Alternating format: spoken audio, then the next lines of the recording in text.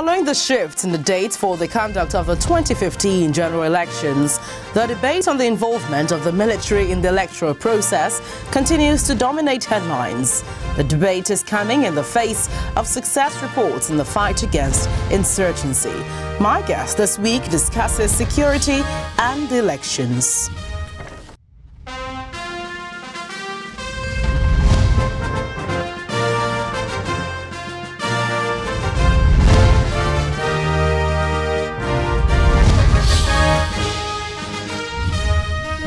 Hello there, good to have you join us on Dateline Abuja this week. I'm Gloria Umezuke. The Nigerian military is engaging the Boko Haram sect on one hand, and on the other, there are calls for the military to be excluded from playing any role in the forthcoming 2015 general election. Now, will that be feasible? Well, that's the question right now. My guest is the Director General of the Institute for Peace and Conflict Resolution. But up ahead.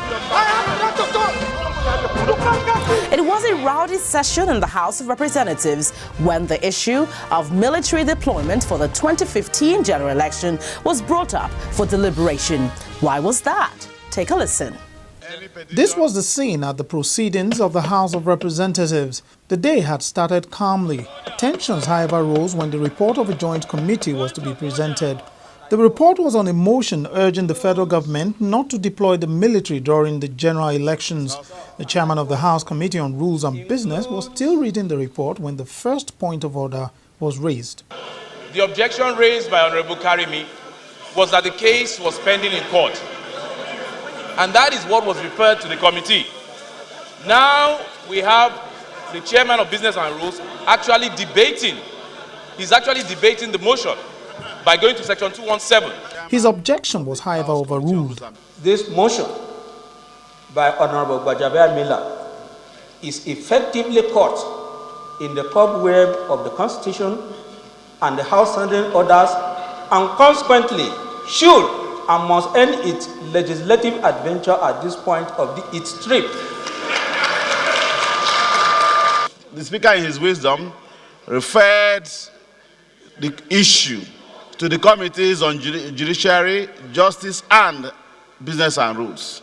They have done their work, and the presentation by the chairman of Committee on Rules and Business, in his own words, captures the decision of these committees. I therefore am guided to sustain this order. This ruling led to a rowdy session. The sergeant-at-arms watched the maze closely as emotions boiled over. Eventually, when order was restored, other points of order were raised. It's a matter of public information. If there is an appeal, if there is a case, get the certified true copy and bring it to the House. You cannot just come and say a matter is in court.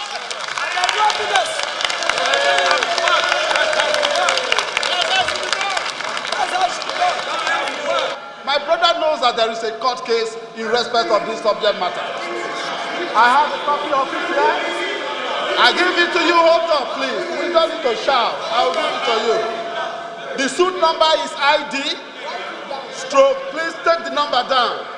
ID stroke AD arrow stroke 12 stroke 2015. I will give you a copy of it. The Deputy Speaker then appealed for calm, but his appeal was ignored. Don't talk like this! Don't talk like this! I have not to talk! You can't get this! You can't get this! Eventually, lawmakers of the All Progressive Congress walked out of the legislative chambers. But we'll go back to the House and we will raise our motion again. We will raise our motion again. Because this thing will not die. Yes, so. No matter whichever way, however they attempt to do it, it will not die. It is unfortunate that we have a deputy speaker who sees himself as a deputy speaker of a party, compared to a speaker who sees himself as the speaker of the Federal Republic of Nigeria. They then walked back into the chamber where they went on to oppose most of the matters being considered on the floor till plenary was adjourned for the day. It's not clear yet how the division created by this matter will affect key legislation still pending before the House, such as the 2015 Appropriation Bill. Well, joining me now is Professor Oshita, who examines security ahead of the 2015 general elections.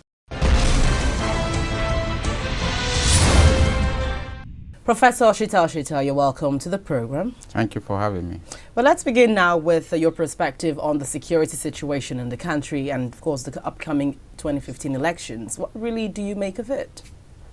Well, what I would say is that the security situation obviously is getting better since the military began recovering, parts of the country that were under the control of the terrorists. The security situation has been improving, and you will have seen from the visit, to the areas by the President and Commander-in-Chief of the Armed Forces, and the show of confidence, that that visit brought to the Nigerian forces. So I think the security situation is getting better, and we thank God that the INEC was able to postpone the election based on the security report that was on ground. Obviously, people can see now that the communities are ready to participate in the elections. Even though many people think this coincidence was too much, because given the fact that we have elections coming up and then suddenly we see the military up and doing, as against over the years when we really had next to nothing as in form of result when it came to battling this issue. A battle involves a lot of input. You will have to check what were the equipment that were on ground. What was the level of the morale, of, the forces? What was the complementary action from the neighboring countries? You understand? So these are the things to put together. I think this, to think that it was a sheer coincidence is not a well-informed position. I think when you are talking about tackling a security situation such as we have in our hands, you must think of several other inputs. And it is only when those inputs, synergize, very well, when the mix is right, that is when you get the right results. And we are getting the results because the mix is right. So for those in the opposition who think this way, it really has no basis. I do think that, it is really not right. And we are not being fair, even to our own forces. We are not being fair, even to our knowledge of how strategy, gets implemented and what we see on ground. Terrorism is not a Nigerian phenomenon.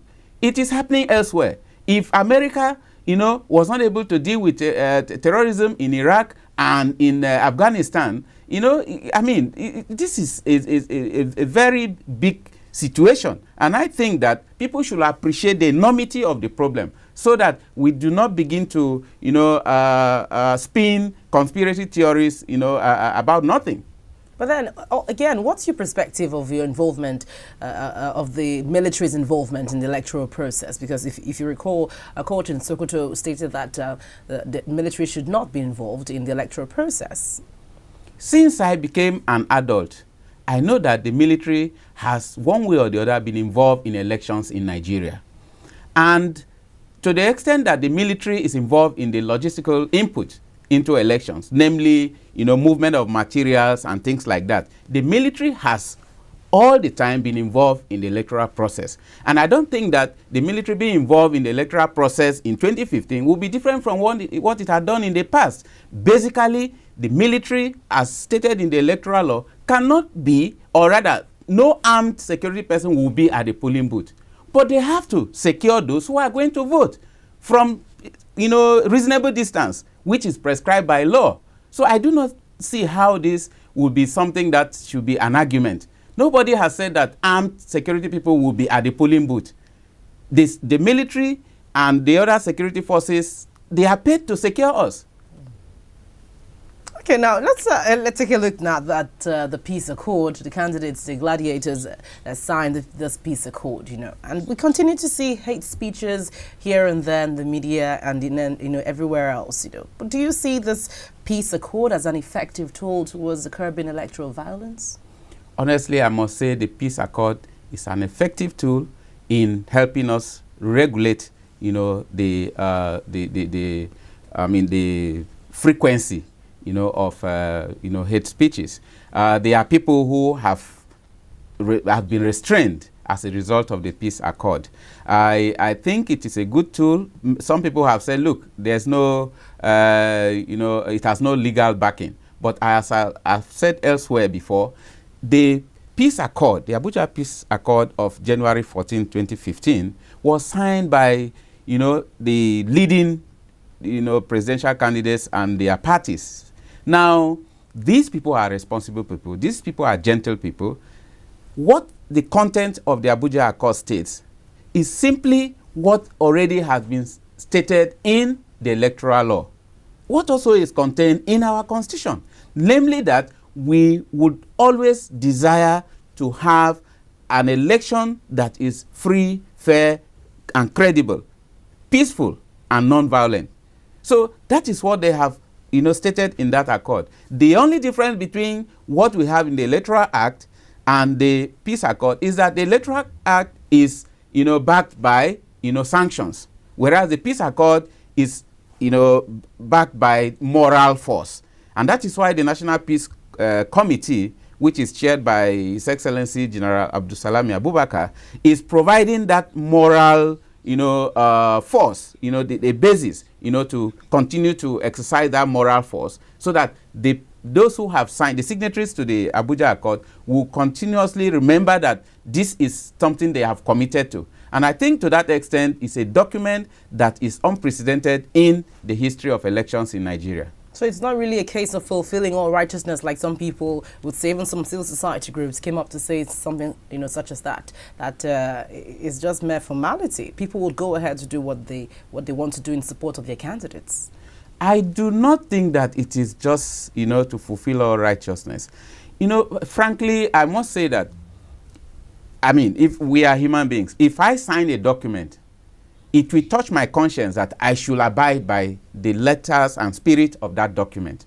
And if you look at the content of the Abuja Accord, it states that the candidates, as well as their supporters and their parties, commit to violence-free elections. And I do not think that people people of integrity such as sign that agreement would simply come and do that for a show of,